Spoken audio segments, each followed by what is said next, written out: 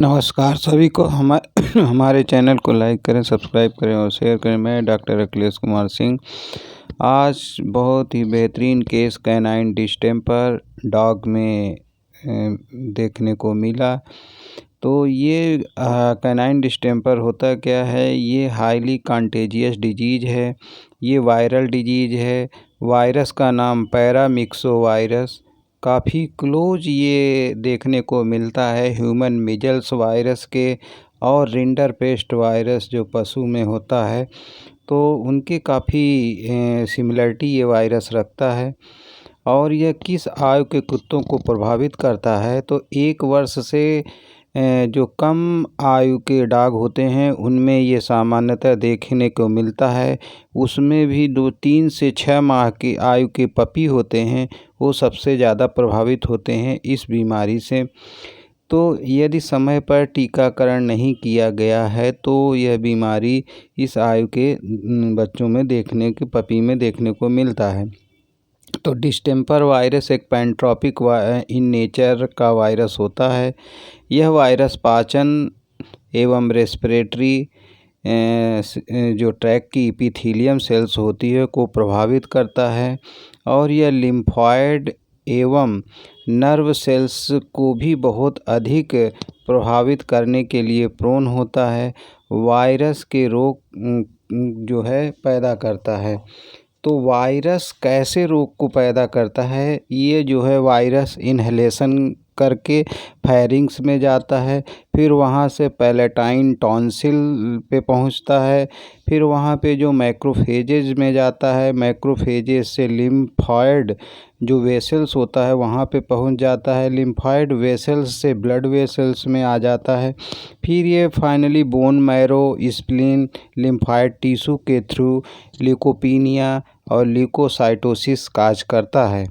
तो यह secondary bacterial infection भी इसमें होता है। जब कैनाइन डिस्टेंपर रहता है तो सेकेंडरी बैक्टीरियल इन्फेक्शन के भी काफ़ी चांसेज होते हैं, जिसमें मेनली बॉर्डेटेला, ब्रांकोसेप्टी का आयन साल्मोनेला स्पीसीज का संक्रमण हो जाता है।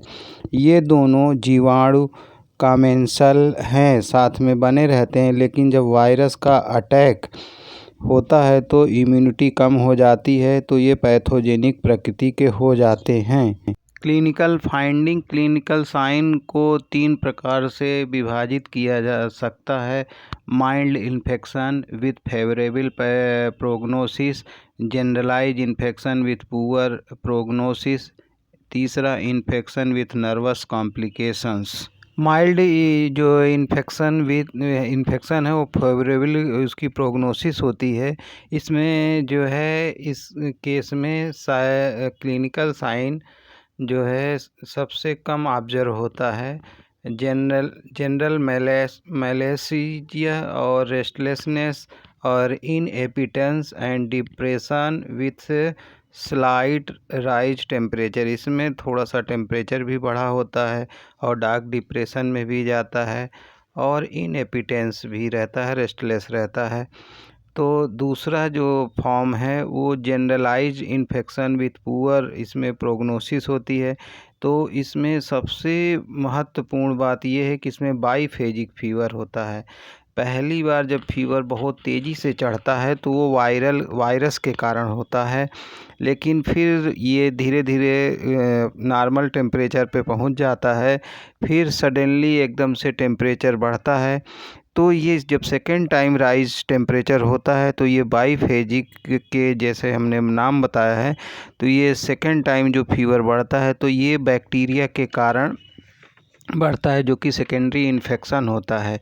तो सेकेंडरी इन्फेक्शन में जो है बैक्टीरिया हमने बॉर्डेटेला और साल्मोनेला बताया है, तो ये होता है। अब इसमें जो है ये जो फॉर्म होता है तो ये कहाँ कहाँ पे प्रभावित करते हैं?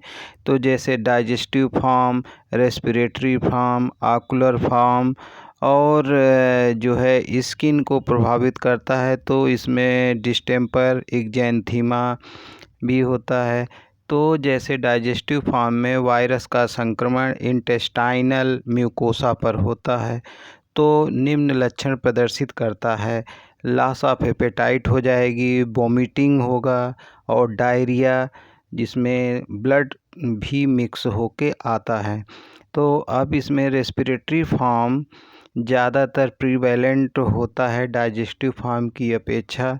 तो इसमें जो है डाइजेस्टिव फॉर्म में रेस्पिरेटरी फॉर्म में नेजल डिस्चार्ज आता है, कफ आता है और रेस्पिरेटरी डिस्ट्रेस रहता है जो कि ब्रांकोनिमोनिया होता है। आकुलर फॉर्म में म्यूकोपुरुलेंट आकुलर डिस्चार्ज एंड कंजक्टिवाइटिस देखने को मिलता है। और स्किन को प्रभावित करते हैं तो स्किन फॉर्म होता है, इसमें हाइपर केरेटाइटिस होता है, पैदा करते हैं। हाइपर केरेटाइटिस जो है फूड पैड और नेजल फॉर्म दो जगह पे हार्ड ऑब्जेक्ट होता है, वहाँ पे होता है। जब वो उसमें इसके कारण उसमें पैर में लैमनेस आती है और चलने में काफ़ी दर्द होता है। और डिस्टेम्पर एक्जेंथीमा डॉग में देखने को मिलता है, जो डॉग के एब्डोमिनल वेंट्रल सरफेस और थाई के नीचे जो है वेसिकुलर इरप्शन जो है पाया जाता है, उसे डिस्टेम्पर एक्जेंथीमा कहते हैं। उसमें पस सॉलिड पस भरा हुआ होता है, उसको फोड़ने से निकलता है। तो अब थर्ड फॉर्म जो है इन्फेक्शन विथ नर्वस कॉम्प्लिकेशन, ये बहुत महत्वपूर्ण जो है फॉर्म है। इसमें नर्वस सिस्टम इन्वॉल्वमेंट होता है, न्यूरोलॉजिकल डिसऑर्डर आता है और प्रभावित अंग जो होता है स्पाइनल कॉर्ड एंड ब्रेन रहता है। इसमें जो लक्षण होता है नर्वस फॉर्म में कोरिया, जर्की मूवमेंट देख आप ग्रुप ऑफ मसल्स जो रहता है, देखिए जैसा कि मैं ये एग्जामिन करके बता रहा हूँ, पैर पकड़ा हूँ, ये जर्की मूवमेंट दे रहा है, इसी को कोरिया कहते हैं। और इसमें जो है नर्वस फॉर्म में कन्वल्जन भी देखने को मिलता है, जैसे एपिलेप्टिकस फिट्स आते हैं। और मस्कुलर स्पॉज्म कहाँ कहाँ देखने को मिलता है, लिप्स है, एलिनॉसी है और चिक्स है और जा है, हेड है, इन सब पे जो है नेक है। और लिम्स मसल्स है, जैसा कि एक क्रम्प स्पाज्म देखने को मिलता है, जैसा कि वीडियो में दिख रहा है कि। और उसके बाद एपिलेप्टिकस फिट्स में आल्सो भी ऑब्जर्व, ये भी देखने को मिलता है। डॉग के ठीक अगर मान ली उपचार के द्वारा डॉग ठीक भी हो जाता है तो भी जो है लंबे समय तक कोरिया देखने को मिलता है, जो जर्की मूवमेंट होता है वो देखने को मिलता है। डायग्नोसिस हम लोग इसका कोई स्पेसिफिक डायग्नोसिस ऑफ डिस्टेम्पर का बहुत इजी नहीं है करने के लिए, लेकिन फिर भी हिस्ट्री ऑफ इम्यूनाइजेशन की वैक्सीनेशन हुआ है कि नहीं हुआ है। और एनिमल जो है इनाकुलेशन टेक्निक के द्वारा भी हम लोग करते हैं, सीरम न्यूट्रलाइजेशन मेथड से भी हम डायग्नोसिस करते हैं। हीमोलाइटिकल स्टडी में ल्यूकोपीनिया के आधार पर हम इसकी डायग्नोसिस करते हैं। हिस्टोपैथोलॉजिकल में इयोसिनोफिल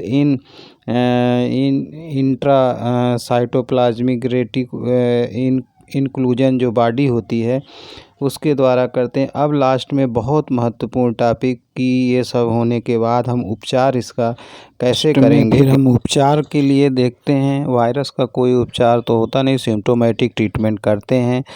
तो बुखार के लिए निमोसिलाइड पैरासीटामॉल देते हैं और injection broad spectrum antibiotics to prevent the secondary bacterial infection के लिए देते हैं।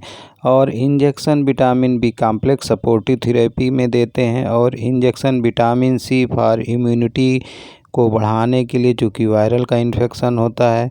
इंजेक्शन ओडेंसिट्रान एंटीमेटिक है, यदि उल्टी हो रही हो तो दें, अन्यथा ना दें। और जो है डेक्सट्रोज 5% एनर्जी लेवल को बनाए रखने के लिए देते हैं। और इंजेक्शन एंटी डिस्टेम्पर सीरम जो कि होमो सीरम कंपनी बनाती है 1 से 5 ml पर kg बॉडी वेट के हिसाब से IM सबकट या इंट्रावीनस दें। और इंजेक्शन इम्यूनोग्लोबुलिन जो है 10% यानी 0.02 मिलीग्राम पर kg बॉडी वेट के हिसाब से इंट्रामस्कुलर ट्राई कर सकते हैं। और लास्ट में इंजेक्शन जो है लीवोडोपा एंड कार्बिडोपा कम्बिनेशन के साथ इसको टैबलेट को कोरिया जो कि जर्की मूवमेंट पैर में आ रहा है उसको रोकने के लिए हम दे सकते हैं। और साथ में इंजेक्शन एंटी कन्वल्जेंस गार्डिनाल या माइसोलिन जो कि एपिलेप्टिकस सीजर आ रहा है उसके लिए हम लोग इसको उपयोग में ला सकते हैं। और लास्ट में प्रोफाइलेक्टिक डाक के ठीक होने के लंबे समय तक भी रहती है तो इसको हम दे सकते हैं। अब वैक्सीनेशन प्रोग्राम जो है 7 से 8 वीक में लगाना चाहिए, फिर 1 महीने में उसका बूस्टर देना चाहिए। तो ऐसा सब करने के बाद लास्ट में प्रोफाइलेक्सिस जो है इसमें कब हम वैक्सीनेशन करेंगे तो 6 से 7 वीक का जो समय होता है इसका फर्स्ट वैक्सीनेशन करते हैं। तो अगर वैक्सीन नहीं रहती तो मान लीजिए कि अगर डिस्टेंपर हो गया तो अगर एक बार डिस्टेंपर से अगर रिकवर करता है तो डाक के ठीक होने के बाद लंबे समय के लिए इम्यूनिटी डाक में आ जाती है। बहुत बहुत धन्यवाद। हमारे चैनल को लाइक करें, सब्सक्राइब करें और शेयर